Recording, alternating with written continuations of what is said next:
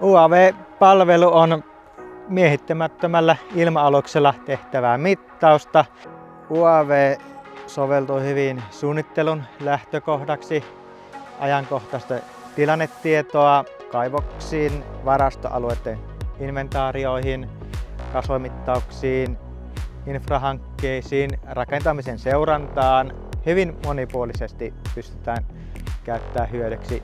Droneja on erilaisia käyttötarkoituksen mukaan. Iso soveltuu laserkeilaukseen ja pienemmät sopivat paremmin valokuvauksiin, ilmakuvauksiin kaupunkialueella. Myöskin isommalla pystytään operoimaan kaupunkialueella. Se vaatii laskuvarjolaitteiston käyttöä.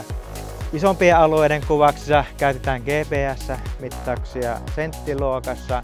Esimerkiksi rakennusmittauksissa referenssinä käytetään virallisia korkeuksia, takymetrimittausta referenssipisteiden mittaukseen, joten päästään aivan millimetriluokkaan.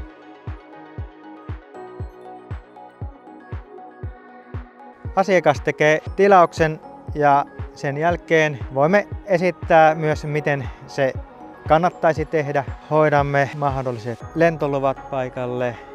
Lähellä oleva kauko-ohjaaja käy paikan päällä lentämässä kohteen.